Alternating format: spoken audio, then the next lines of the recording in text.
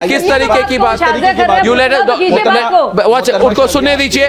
Women speak up nowadays. Women speak up nowadays. हर वक्त आप वैसे बोल रहे हैं मोहतरमा रुकिए जैसे आपको लगता है. No, I'm telling you. No, Shazia, can I say something to you? Will you be quiet, please? You know what's happening here, Zinnat Shaukat Ali? That people like him are shocked that women are speaking up. They can't bear it. They can't tolerate it. People like Mufti Ziai. We are tolerating too much from women. Please stop it. Don't make jokes like that. No, what do you mean by talking? Don't take it lightly. What we are talking about. Don't treat this matter lightly. The central issue is equality, and the central issue is that women and Muslim women, and I celebrate women like Shazia Elmi who are coming here and talking about the equality of Muslim women. I don't know what is fundamentally so wrong if I'm saying why should a woman not have rights for triple talaq? Let them give talaq to their husband. Let them talaq to their husband. Let us see. Let them try. Let them try. Let us see. Let them try.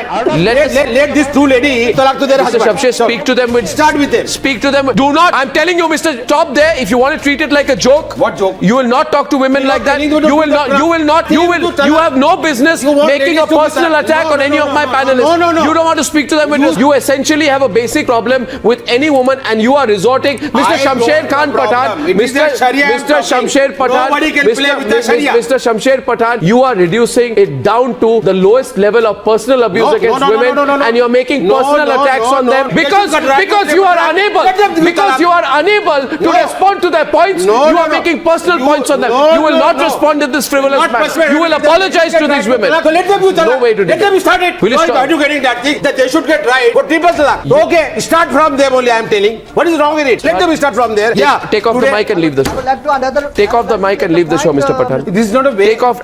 This is the way. You are going to talking to me. Mr. Pathan, I'm telling you this. This is not a way of talking You to want me. to personally insult my panelists. I am not talking in a personal. You want to personally insult my panelists? No, not at all. You have no business attacking them personally. They are not. They are making a point to you. They are making a point to you. What point? They are making a point to you. I'm making my point. Mr. Pathan, you will either apologize to them or you leave my program. What apologies? Right now. No. Right now. Listen one thing. Right now, Mr. Pathan. Listen one thing. I'm telling you, Mr. Pathan, right now. No. I'm not You going have to no. listen to you. Then you leave the program. No, I'm not going to leave it. Throw me out. How you can talk like this? You can't. You invited me. I am asking I'm not a you- great crusher here. I am Mr. I will not come to your program again here for Mr. Pathan, you have no business to want personally people who insult any talk of my to your panel. Mr. Pathan, I am telling you this for the last time. You made a personal comment against two women panelists. You said to them, Mr. Pathan, stop. What is stop? You know, I have had it from you. Yeah. You have been talking like this now. It's not a joke. And many points of time I've had to try to have a civilized debate with you. You are incapable, Mr. Pathan.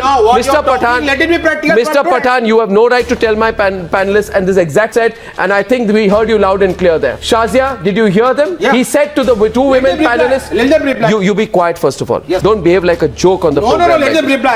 You be quiet. Listen to Mr. them. Pathan, Let them reply me on my statement. No problem. I listen. I will keep quiet. shamelessly sits on the program, refuses to leave when he's been told. And the point here is, the point here is, take it off. Arey, you are just. Thank you. You are the people who just can dance on your tune. You don't know the reality to know. Mr. Pathan, don't insult I my know this panelists thing. anymore. Arey, I am just going out. Be with your program and be with your all talk. They are just supporting you. We are with the part. You don't have to Thank listen you, to it. thank you. It is always your say. Thank you. Whoever will Thank you. dance at your tune, you just say okay, right. Mr. Yes, Pathan. you right. Yeah, definitely. Thank you. Okay, chalo. Thank you.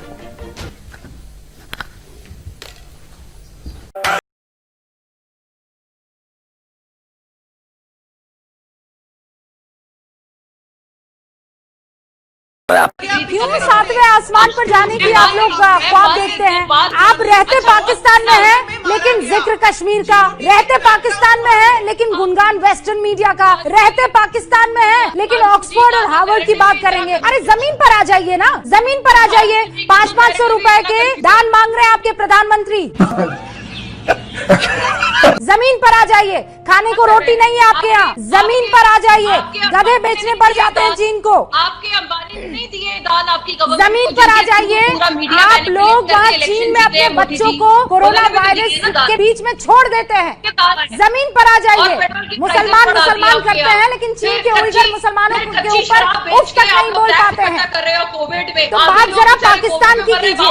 आप चुप हो जाइए ना, आप चुप हो जाइए। मैंने आपको जमीन पर ला दिया, जमीन पर ला दिया, जमीन पर ला दिया।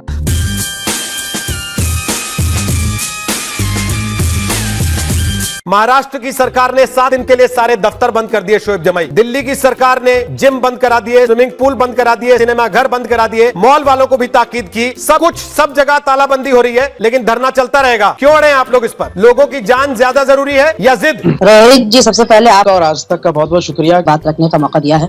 देखिए, दिल्ली सरकार ने जो फैसला किया है उसका हम बहुत सम्मान कर रहे हैं और दिल्ली सरकार ने कहा कि 50 लोग एक जगह इकट्ठे नहीं हो सकते, इसलिए हम लोग तमाम जो प्रदर्शनकारी हैं हिंदुस्तान में जो आंदोलन चल रहे हैं उसमें ये तय हुआ है कि भी 50 लोग नहीं होंगे बल्कि 40 लोग एक जगह इकट्ठे होंगे और दूरी पर फिर दूसरा जत्था इकट्ठा होगा। और इस तरीके से जैसे अभी आप देख रहे हैं शाहीन बाग में चौकियां लगी हैं, तो एक आदमी दूसरे आदमी से गैपिंग रहेगी। तो वो दिल्ली की जो सरकार के जो फैसले थे उसी के अंतर्गत ये काम किया जा रहा है। एक जगह 50 से ज्यादा इकट्ठा आपको मिलेगा शाहीन बाग। क्या पूरे हिंदुस्तान में जो शाहीन बाग चल रहा है वहाँ कहीं पर भी इस तरीके से नहीं मिलेगा। ये प्रिकॉशन लिया जा रहा है, लेकिन चूंकि आंदोलन इतना बड़ा है और एक बड़े कॉज के लिए किया जा रहा है, तो मुझे लगता है ऐसी छोटी मोटी चीजों से घबराने की जरूरत नहीं है। छोटी मोटी चीज है जिसमें पूरे के पूरे देश लॉकडाउन हो गए हैं, जहां हजारों लोगों की मौत हो गई है, लाखों लोग उस बीमारी के शिकार हो रहे हैं और बीमारी दुनिया भर में फैल रही है। पैंडेमिक उसको संज्ञा दी गई है। आप कह रहे हैं छोटी मोटी चीज है? नहीं, मैं छोटी मोटी चीज नहीं कह रहा हूँ, बल्कि ये गंभीर विषय है। ऐसी छोटी मोटी चीजों से परेशान होने की बात नहीं है। मैंने आप ही की बात से पूछा। छोटी मोटी उन चीजों को, छोटी मोटी चीज उस बात को कहा है जिसको लेकर बीजेपी एक बहुत बड़ा बखेड़ा खड़ा कर रही है। मुझे लगता है उसमें घबराने की जरूरत नहीं है। हम बिल्कुल सुरक्षा कारणों से प्रिकॉशनरी मेजर लेकर के और जिस तरीके से दिल्ली सरकार ने निर्देश दिए उसी के तहत जो है उस मामले को हम रखते हुए शाहीन बाग में 50 लोग एक जगह बिल्कुल भी इकट्ठे आपको नहीं मिलेंगे। दिल्ली सरकार जब चाहे चेक करा सकती है। लेकिन जहाँ तक प्रदर्शन और आंदोलन की बात है वो तो तब तक नहीं रुकेगा जब तक ये तीनों फसाद की जड़ जो है वो खत्म नहीं हो जाती। ये तो मेरा आपसे वादा है। दूसरी बात ये है कि जो अभी देश को लड़ने की जरूरत है कोरोना वायरस से, सब मिलकर लड़ रहे हैं, हम सब एहतियात बरत रहे हैं। शाहीन बाग के प्रदर्शनकारी भी जो है मास्क लगा करके, सैनिटाइजर, बल्कि हमारी टीम ने, सब लोगों ने सैनिटाइजर भी वहाँ बंटवा रही है। मुझे लगता है सरकार को भी इस पर ध्यान देना चाहिए, चूंकि लोकतंत्र है और लोकतंत्र में विरोध प्रदर्शन होना चाहिए। तो सरकार की जिम्मेदारी थी कि वहाँ मास्क बांटे जाए, वहाँ पे सैनिटाइजर बांटे जाए, वहाँ पे जो है चेकअप की व्यवस्था हो जो जिस तरीके से। तो देखिए, सैलरी ना बांध दे सरकार वहाँ पे हर दिन बैठने वालों की, कि इनको मासिक तनख्वाह देते हैं हम लोग जो धरना दे रहे हैं वहाँ पर बैठकर। नहीं, सरकार ने आपको नौकरी पे रखा है क्या धरना देने के लिए? दफ्तरों में बांट रही है सरकार, जहाँ सरकारी दफ्तर में कर्मचारी आता है नौकरी करने के लिए। लेकिन आप अगर धरने पर बैठेंगे तो ये भी उम्मीद करेंगे कि आपको फिर पेंशन भी बांध दी जाए और जीवन बीमा भी करवा दिया जाए साथ में तनख्वाह के। नहीं, मुझे लगता है सरदाना जी आपने शायद देश के लोकतंत्र को नहीं समझा है। पूरे हिंदुस्तान के दुनिया में मैंने लोकतंत्र को बहुत अच्छे से समझा है, इसीलिए आपसे पूछ रहा हूँ।